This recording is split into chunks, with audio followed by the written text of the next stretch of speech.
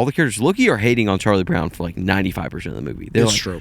he's the worst director ever, and they're like, wait, listen to the director. He sucks.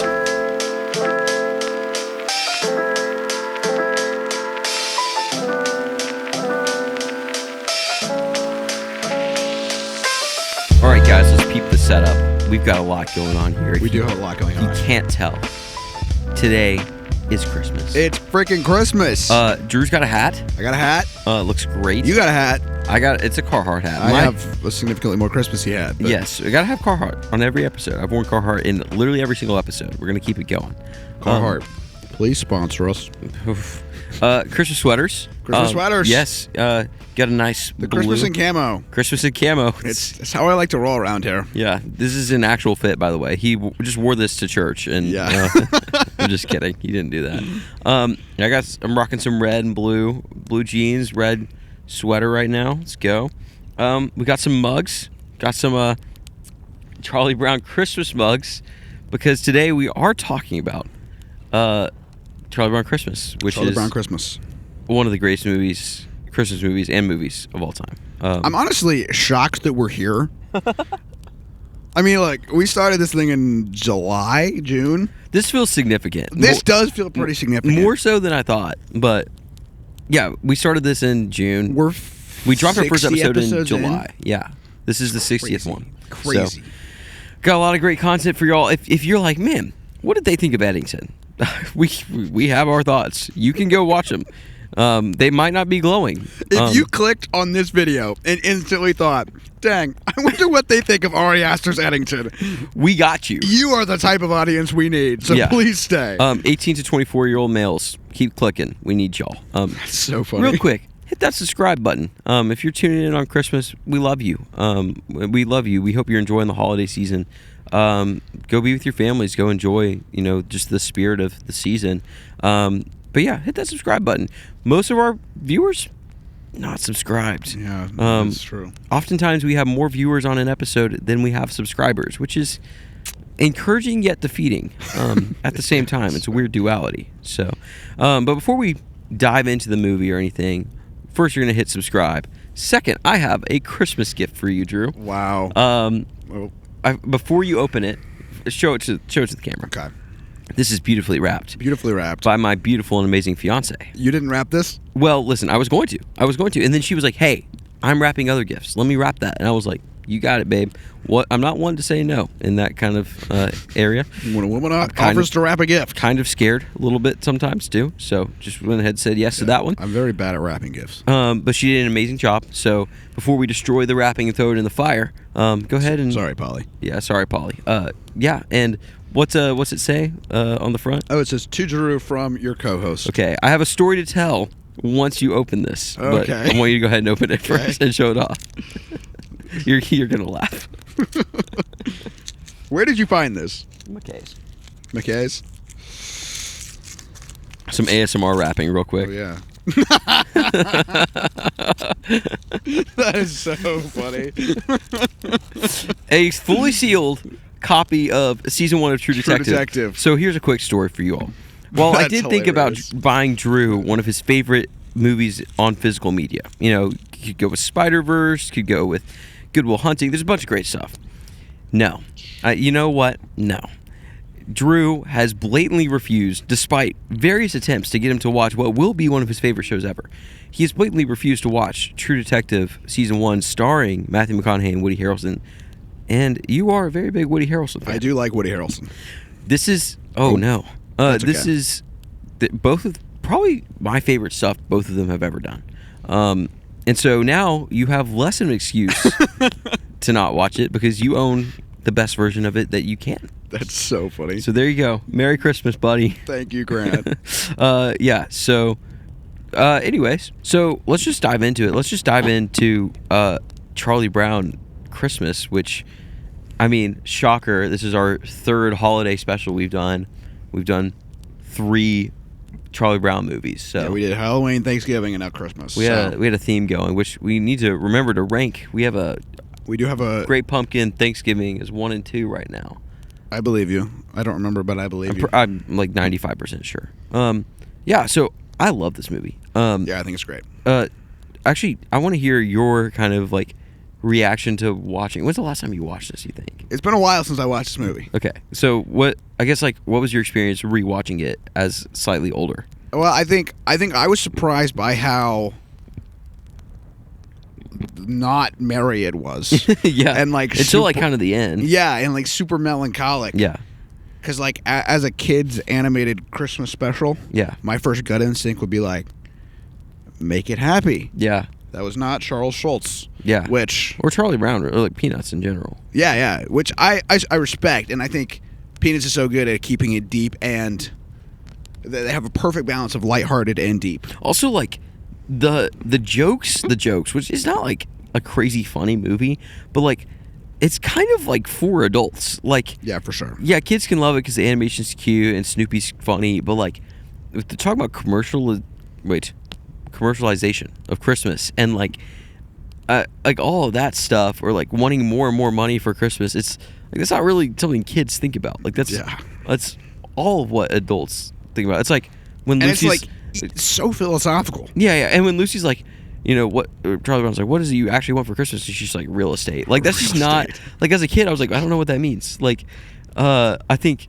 and that's just kind of the beauty of Peanuts. Like it's about adults, but it's, you know, kind of framed as kids. So yeah, but you're talking about how like philosophical it is. You want to go into that more? Or? I mean, I think Charlie Brown's arc is super intriguing. I think he's depressed and then gets presented with the gospel and then is not depressed, which is like the true meaning of Christmas, which I think is super impactful whether you believe in it or not. I think. Yeah. I think when I looked at Letterboxd, I was expecting, half of me was expecting it to kind of get review bombed just because it's so like, overtly Christian. There's a story I'll tell about that in a minute, but keep going. But it has like a 4.1 or 4.2, so it's like, I think, like, we believe that the gospel can change your life. So it's like, whether you believe that or not, I think there's still value in this movie. Well, yeah, and I mean, the whole thing is like, you know, the other characters are so focused on like this Christmas play and you know how, like, does it look good? You know, they want the nice metal tree, not the crappy little tree. And like, which also,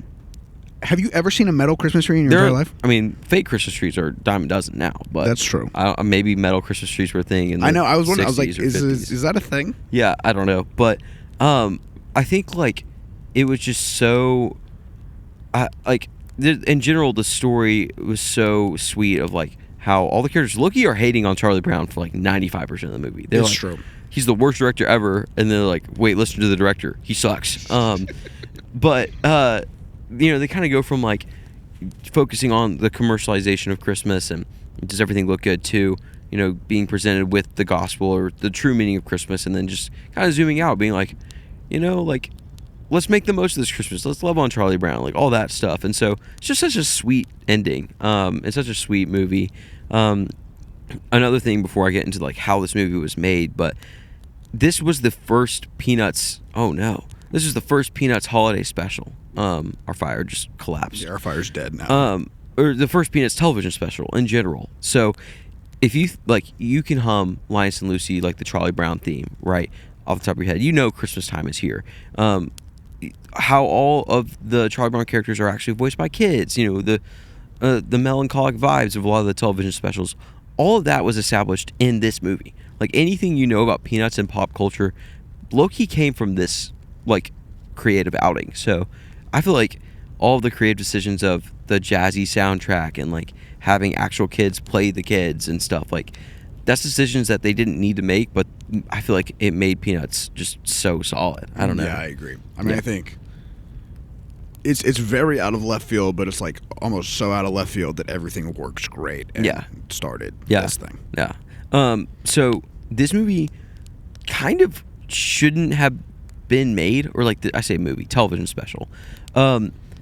It's blatantly Christian and like very, you know, promoting that. And, you know, studios, I think it was CBS that released it.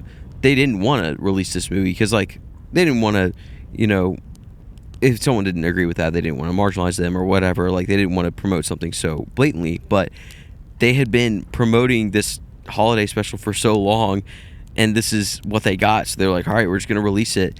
And it got released to glowing reviews. Everybody loved the movie, and it won an Emmy and stuff. So it's just kind of cool to see like that I don't know, the point of the movie aside, like people really reacted well, and it really pushed Peanuts even further into kind of where it is in pop culture now. So, I don't think this movie would be made even remotely nowadays. Like, I agree, especially, I guess, like, and have gotten maybe the traction that it did. So, but yeah, well, I mean, I own this on Blu-ray. This is a great movie. I would also say for our rankings, you should own it on Blu-ray. So we have Great Pumpkin at number 1. Mm-hmm. We have Charlie Brown Thanksgiving at number 2. I am great to slot this in as the best holiday special we've reviewed so far. I agree. I think Great Pumpkin's great. I think this one is just, it really did so much for Peanuts, and also it's just so fun to watch. It's so good. So I completely agree. Well, we settled that. End of that discussion. We didn't debate like we did about Die Hard, so Go check out that episode. right there. So true. Before we just wrap this up, I want to hear. William Crenshaw. Oh, middle name dropped. Gosh, don't drop my socials. I won't. What are your favorite family Christmas tradition? Okay, I think since COVID, we have had more of like a chill Christmas. Okay. I think before that it was like super family centric, which obviously not bad. I love my extended family, but since COVID, it's just kind of been like we'll wake up, eat breakfast, read the Christmas story, open presents, and then just like hang out and play games. My family's like huge into board games. Yeah. So it's like usually we'll get a new board game for Christmas, And then then we like try to figure it out. That's Which awesome. I love and hate because part of me is like, I don't want to figure out a new game. Let's just play like Settlers. Yeah. But I love the fact that Christmas is now so chill, and this year we are having family come over after, but like it's a more immediate family focus now. Yeah, and the morning is just super chill and no stakes and no, not performance, but like we're not hosting anyone, so it's like it's just us. Yeah, that's awesome. Two of my like little family traditions that I love is one on Christmas Eve. My family will, my parents will set up downstairs and stuff. So my brothers and I will be booted upstairs. I got 2 younger brothers, and every year we will stay up way too late playing Super Smash Bros. And we'll do like a full tournament, which we're recording on Christmas Eve right now. So I don't know who's going to win this year's yet. Should we post on Stole My Line who wins the? I'll do like one of these if I win it. Yeah, we can post, we can drop it. But yeah, so we stay up like way too late, and we've been playing since the Wii days of Smash Bros. And so we're all like kind of sweaty.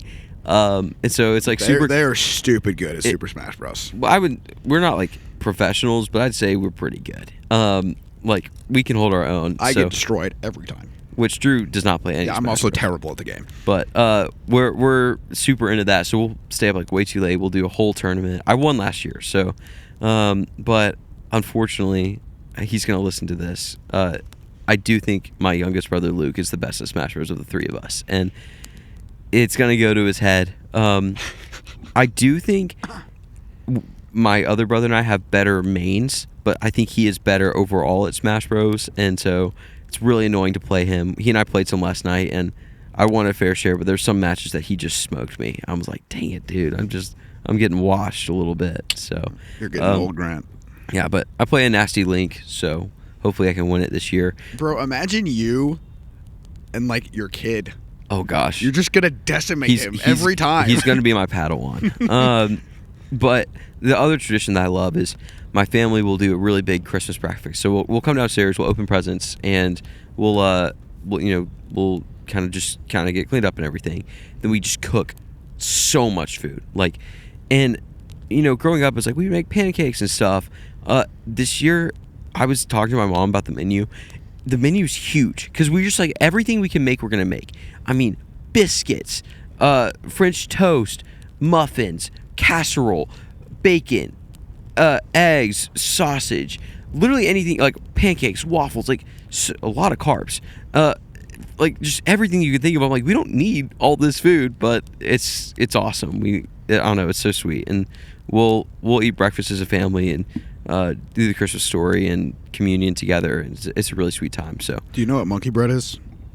Yes, I do know what monkey bread is. We have that every year. I don't even know. I don't think I've ever had your mom's, but You've talked about it before. Well, if you don't know what monkey bread is, it's like these sweet rolls with like pecans and cherries, and it's like super cinnamony and sweet, and it's pretty bomb. But we have it every morning of Christmas.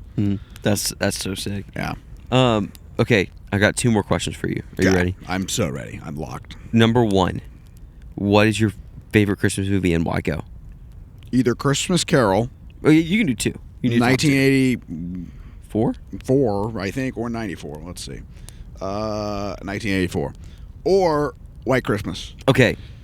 Two reasons. Those are great. 2 reasons for both. White Christmas is my grandparents started this way back when they were like newlyweds. They also listen to the podcast, so shout out to Jan and Shout Papa. They're awesome. But they started this, and every year they set up their Christmas tree, they watch White Christmas. And then every member of the family since, this has been like a 40, 50 year tradition. So it's like, it's up there. That's awesome. And I think as I've gotten older, I can also appreciate White Christmas for just like, it's a good movie. Yeah. And not the nostalgia. Yeah. And then the Christmas Carol, because in 5th grade I got cast as Ebenezer Scrooge. Oh, yeah. In the school play, not to flex on or Stole My Line audience, but I was that guy. Yeah, he was that guy. So then the same grandmother was like, you have to watch this movie. So I watched it, and I loved it, and I still love it. Shout out your grandmother, dude. She's low key. 2 for 2. My grandmother has incredible movie takes. That's like 2 for 2 right Her there. name's- That's we good. call her Jan Jan. Okay? Jan. Shout she out. has a VHS Alfred Hitchcock box set, Jan ball knowledge. and like she has ball knowledge. That's crazy. She knows what's up. That's actually sick. That's so cool. She loved About Time before we reviewed About Time. What? Loves Good Will Hunting. Oh my gosh, we got to get her We on the should pod. have her on the podcast. That she would actually like probably smoke us in movie knowledge too. That would That's be so sick. funny. So 2 of my favorites, real quick. Well, 1, White Christmas. It's not one of my 2 favorites, but my mom every year will wrap our Christmas presents to it. So like growing up, we'd come home from school, or like it'd be a Saturday, and she'd have White Christmas on downstairs and be wrapping like some extended family gifts or whatever, and like we'd be super excited because it means like, okay, Christmas is almost here. And then at some point she'd like boot us. She'd be like, all right, Grant, you got to go upstairs, because I meant like she's wrapping my presents I can't see. So that's a lot of nostalgia. Great movie. So 2 of my other favorites. 1, my dad loves this movie. It's Christmas Vacation. It's just so funny. I feel like it's gotten funnier every year. But we watch it every time we decorate our Christmas tree. So like right after Thanksgiving. So ton of nostalgia for that movie. And my dad just like loves Clark Griswold, so gotta love that. And then Klaus. Klaus. Banger. Sleeper top 5 Christmas movie ever. But it's so good. It's so good. It's on Netflix, which Netflix, I'm gonna keep begging you to release it on physical media. But Yeah, now that you own the world of movies, Netflix, Criterion, please be kind. Criterion, just do it. You got Wally in there, you can have Klaus. So, praying for that at some point. But Klaus is awesome. Such a sweet movie. Animation's great. Character development is great. Oh, it's so good. So It is like shockingly good. yeah. If you go in kind of expecting a cute kids movie, you will, I think, be pleasantly surprised. It's much more than that. Yeah. But those are just 2 of my favorites. I got a lot of favorites. But last question: favorite Christmas gift you've ever gotten? Go. All right. This was COVID year, 2020. Okay. I got a Mavic DJI Mini drone, Yeah, I remember that. which was, this is when I was first getting into like videography Yeah. and like all the things. Yeah. And it was my favorite Christmas gift ever. Yeah. It was that's- sick. You still, that thing. I remember I flew it instantly, like in my house. Yeah. Which my mom hated, Yeah, it's probably fair. but my dad was kind of like chuckling in the background. That's great. That's awesome. That's great.